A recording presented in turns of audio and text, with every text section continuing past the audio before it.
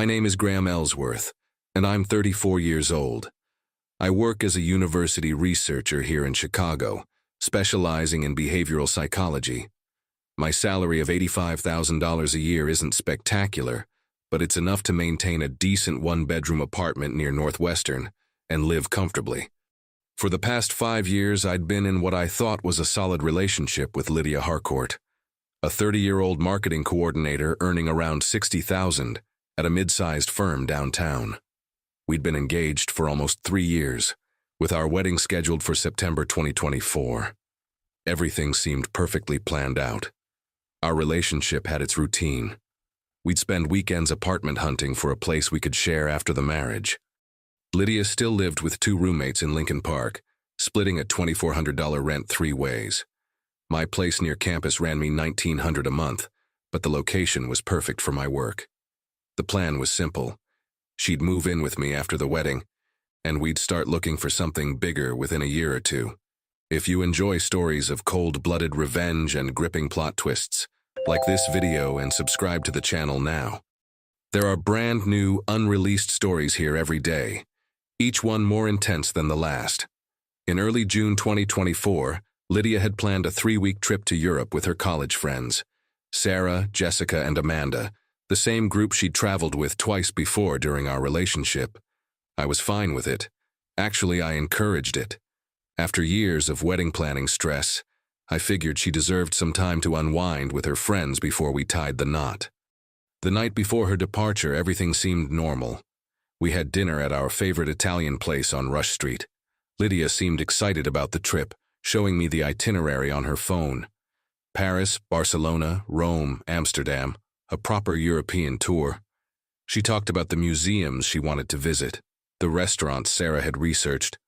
Nothing felt off. What I didn't know was that she'd already started distancing herself digitally.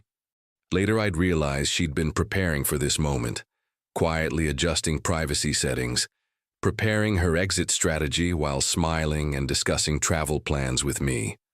The next morning, I drove her to O'Hare. The terminal was packed with summer travelers. We found her friends at the check-in counter, all 4 of them buzzing with excitement about their adventure. Lydia and I stood in line together, her hand in mine, discussing the usual travel stuff, making sure she had her passport, international phone plan activated, all that routine couple conversation. Then, as we approached the security checkpoint, she stopped walking, just stopped, right there in the middle of the terminal traffic. People were flowing around us, dragging their luggage, rushing to catch flights. But Lydia just stood there, looking at the floor.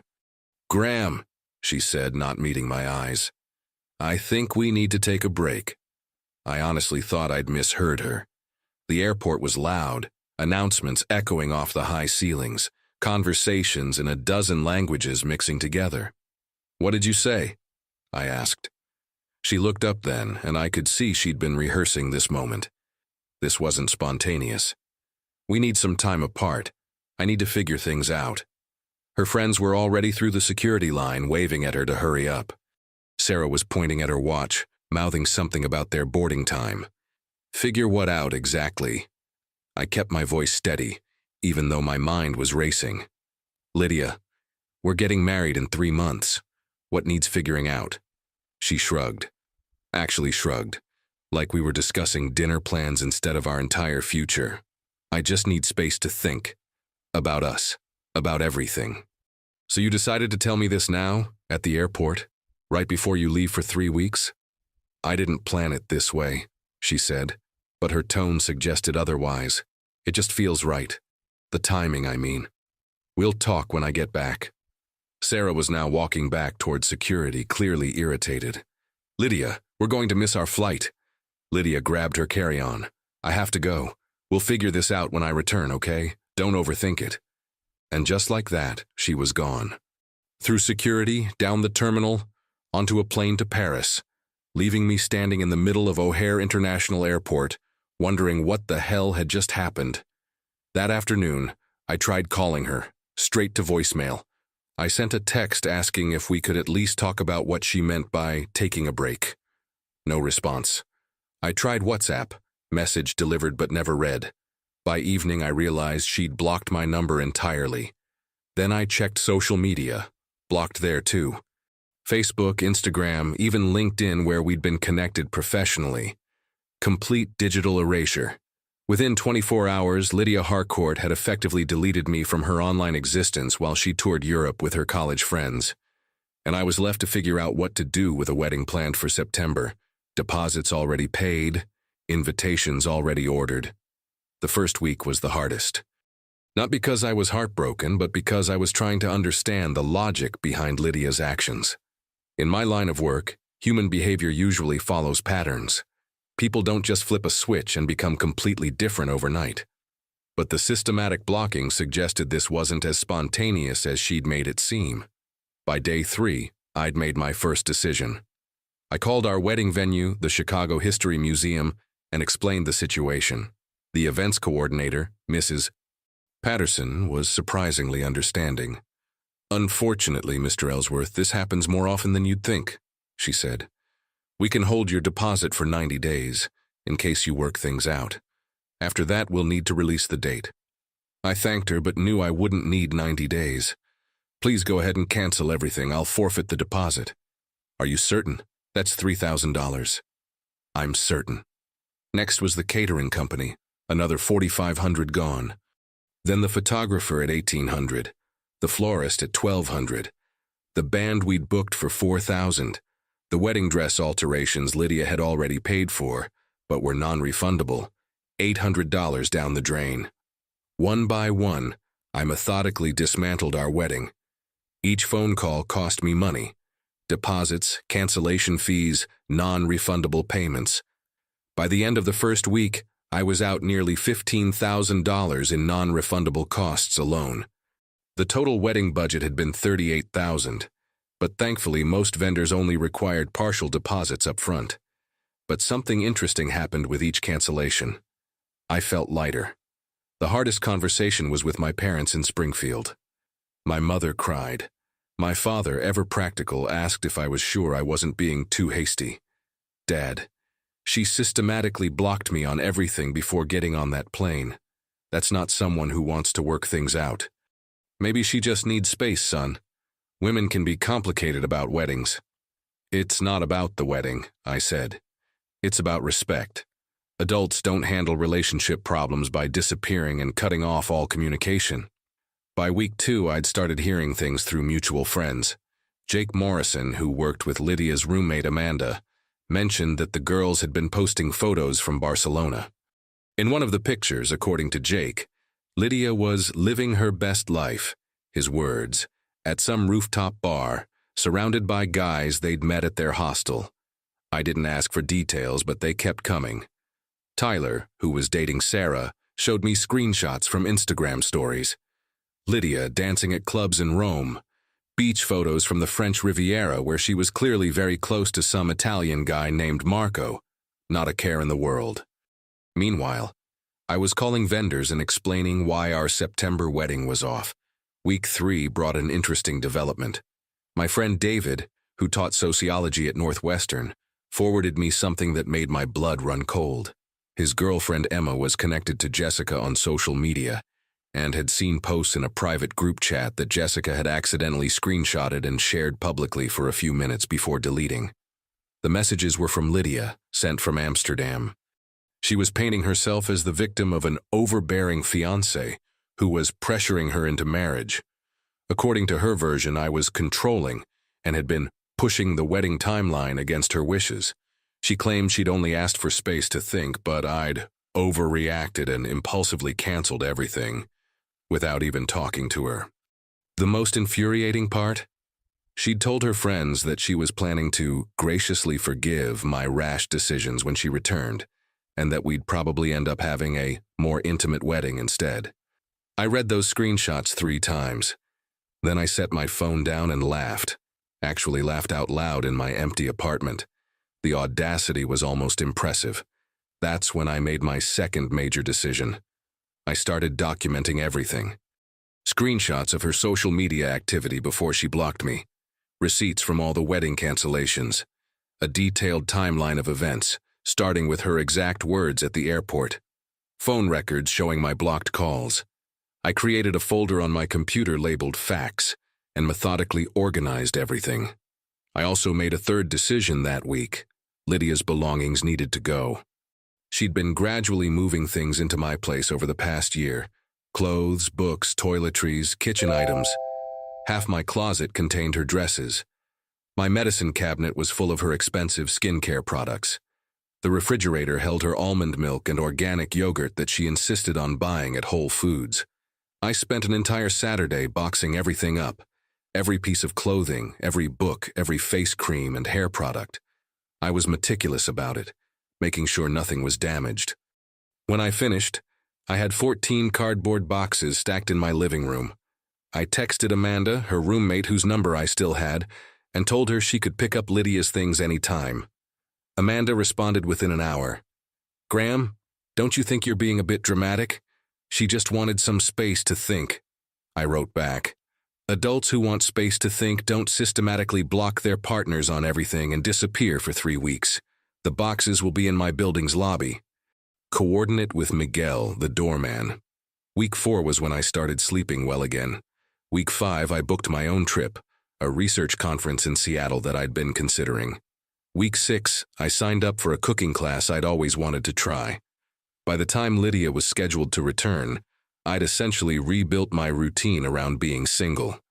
I'd had the building management remove her from the approved visitor list and deactivate her keycard access. I'd removed her name from my emergency contacts at work. I'd even rearranged my furniture, putting my desk back where I'd originally had it before accommodating her vanity mirror.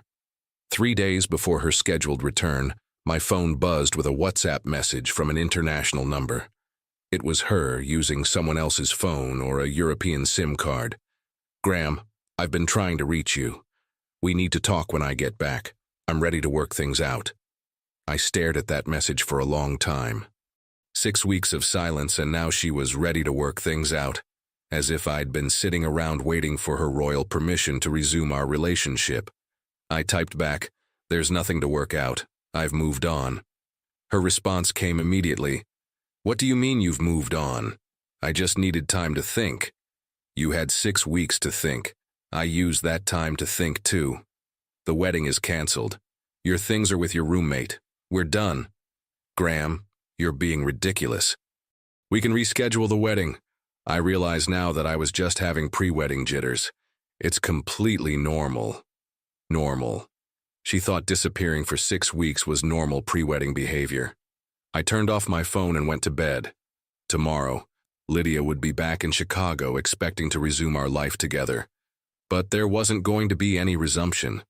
There was going to be a very different conversation than the one she was planning for. Lydia returned to Chicago on a Tuesday afternoon in late July 2024. I know this because my building's doorman, Miguel, called me at work to let me know a woman was asking about me in the lobby. She didn't have access anymore, so she couldn't get upstairs. "She says she's your fiancée, Mr. Ellsworth. Should I let her up? I have her listed as removed from approved visitors." "No, Miguel. We're not engaged anymore. If she needs something, she can call me." "Should I ask her to leave, or—" "Just tell her she needs to contact me directly. Don't let her wait in the lobby." 20 minutes later, my phone rang from her actual number. She'd unblocked me, apparently. "Graham, what the hell? Miguel wouldn't let me upstairs and then asked me to leave. This is ridiculous." Her voice sounded different, more entitled, more demanding than I remembered. Maybe the trip had changed her, or maybe I was just hearing her clearly for the first time.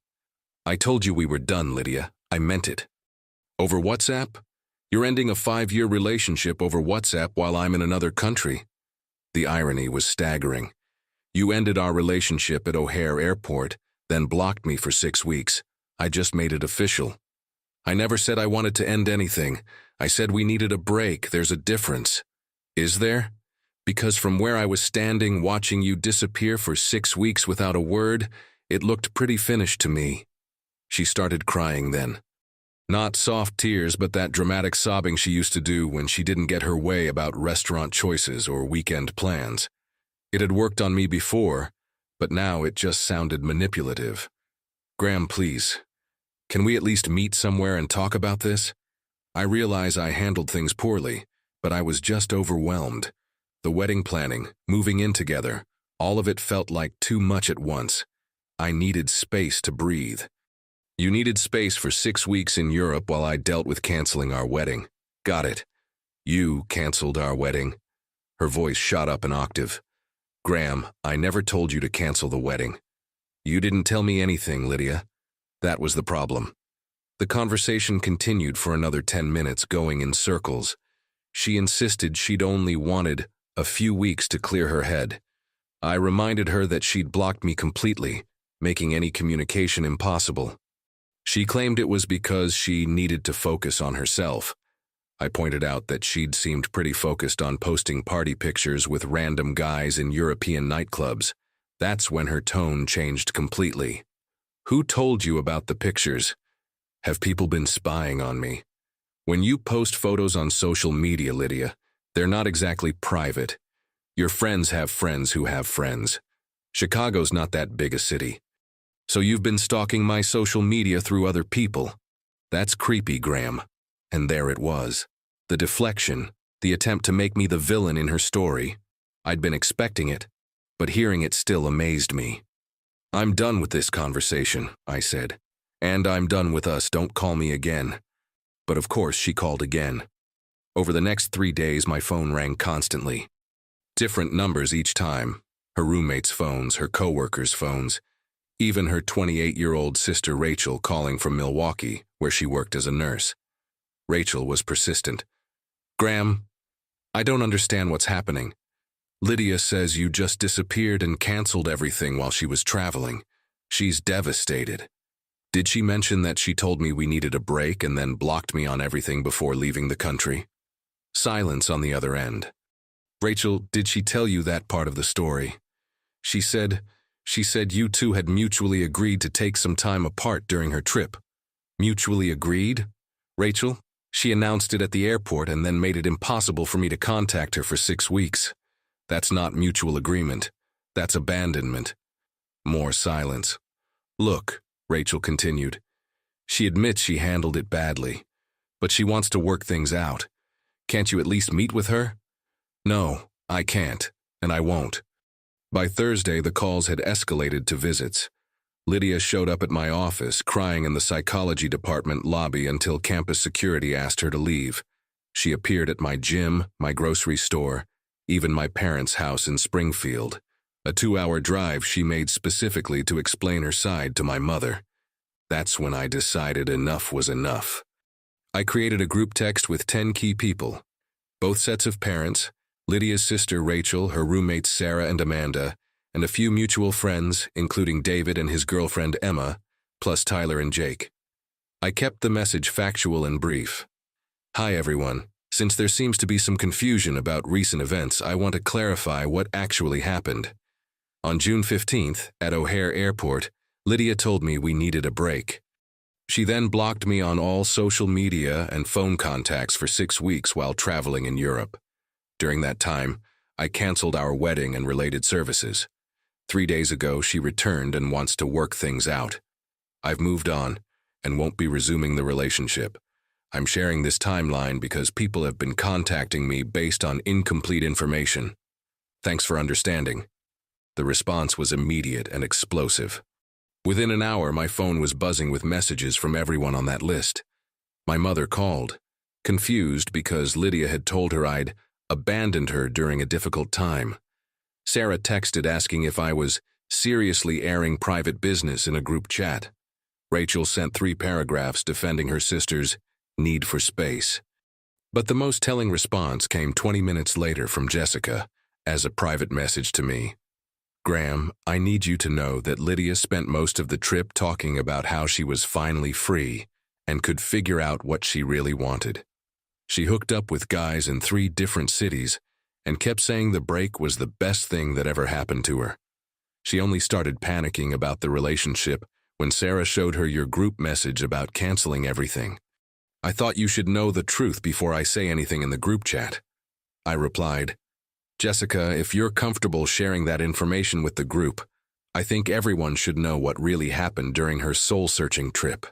5 minutes later, Jessica posted in the group chat, I was on the trip with Lydia. Graham deserves to know that she spent 3 weeks talking about being finally free and hooked up with multiple guys. She only wanted him back when she realized he'd actually moved on. I'm sorry I didn't speak up sooner. The silence that followed was deafening. No more calls from relatives. No more visits to my office. No more tearful voicemails about working things out. Lydia tried one last desperate move. She still had a physical key to my apartment, the one I'd forgotten about when I had her electronic access removed. She let herself in on Saturday morning while I was at the gym and was sitting on my couch when I returned, holding a handwritten letter. Miguel later told me what happened. "Mr. Ellsworth, I'm sorry. She showed me the key and said you were expecting her. But when she didn't come back down after an hour, I got worried and was about to call you. I should have called first, even with the key. That's on me. It's okay, Miguel. She's manipulative. But from now on, even if someone has a key, if they're not on the approved list, please call me first. I wrote you this letter explaining everything," she said, as if breaking and entering was perfectly reasonable. "About why I needed space, about how much you mean to me, about how we can start fresh." I looked at her sitting on my couch in my apartment that she no longer had any right to be in, holding a letter that was 6 weeks too late. "Lydia, you need to leave. Now. And give me that key. Did you see Jessica's message in the group? She was drunk half the trip. She doesn't remember things clearly. I don't care what Jessica remembers. I care that you thought it was acceptable to disappear from a relationship without explanation, and then break into my apartment expecting everything to be the same." She stood up, finally understanding that her letter wasn't going to change anything. "You're really going to throw away 5 years over one mistake? I'm not throwing away anything. You already did that at O'Hare Airport."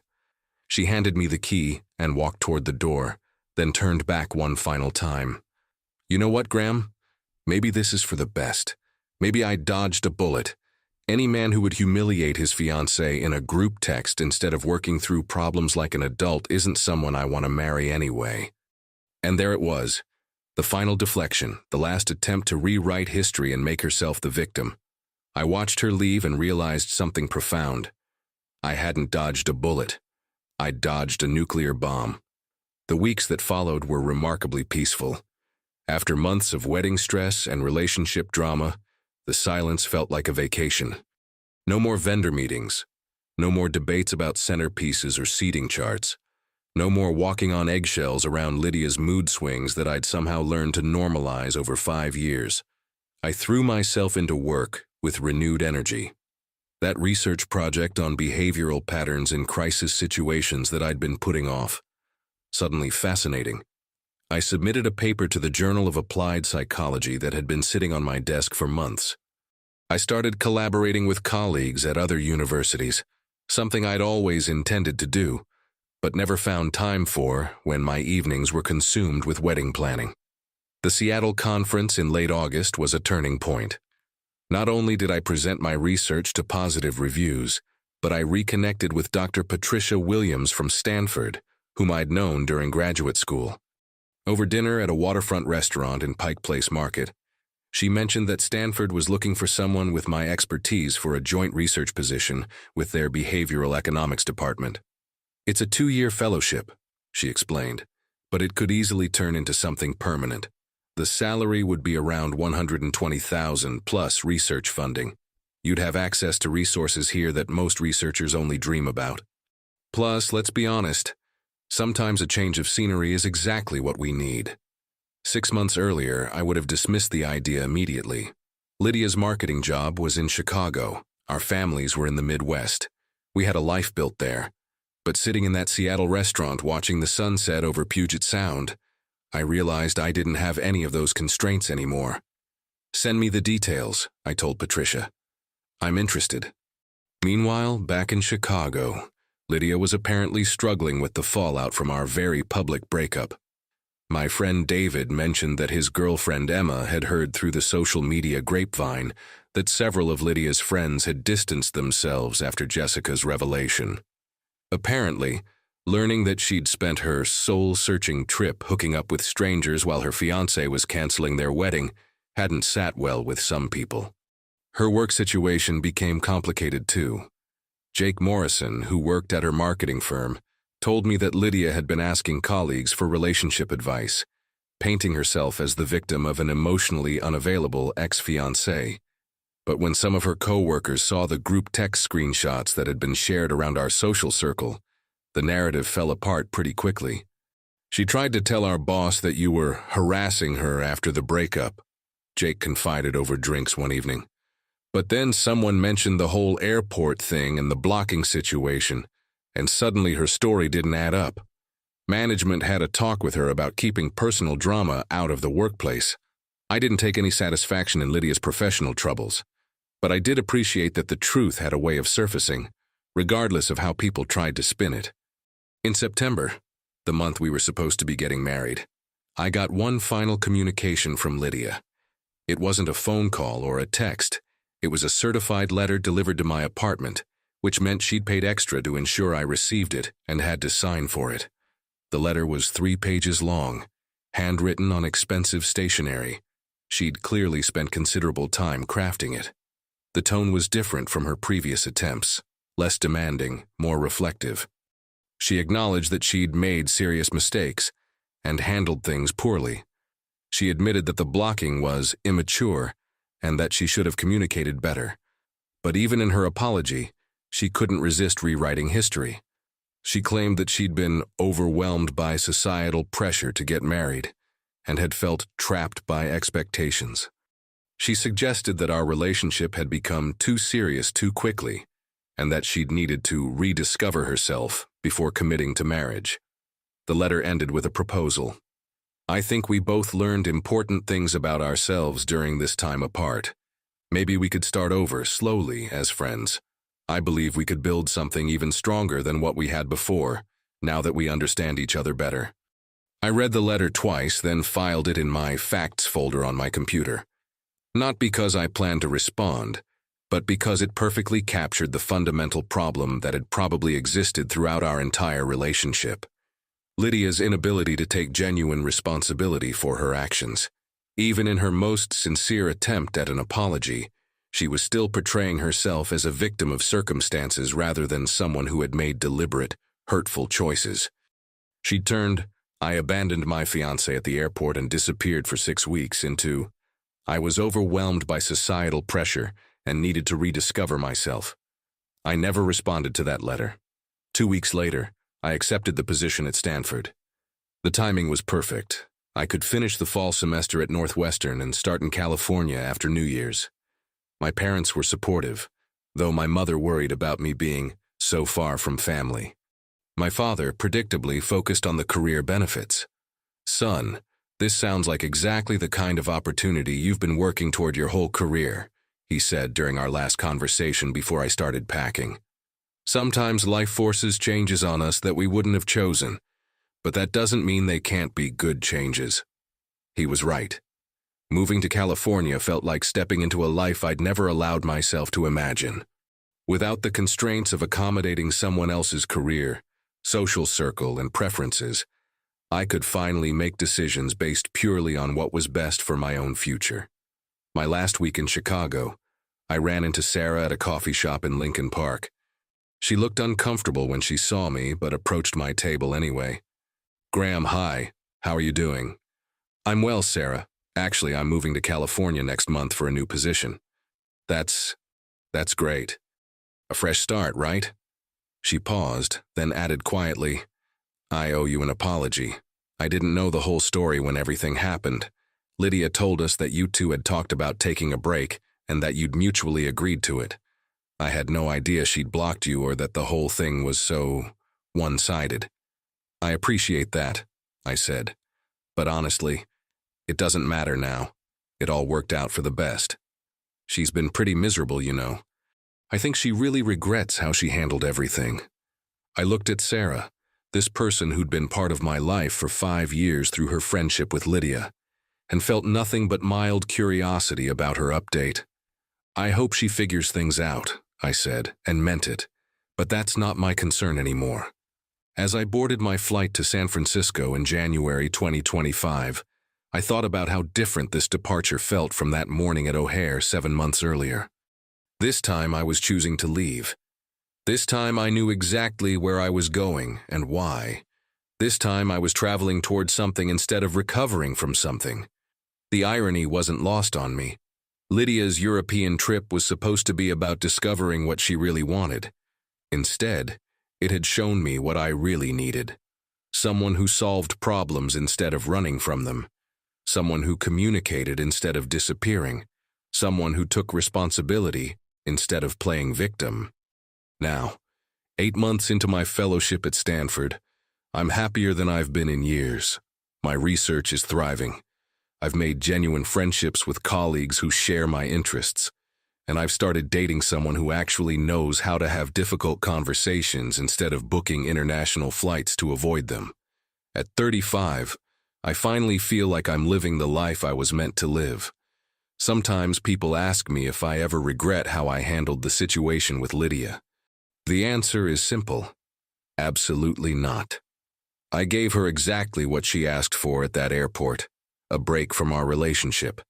The only difference was that I made it permanent, which was apparently not what she'd expected when she made her dramatic announcement before boarding that flight to Paris.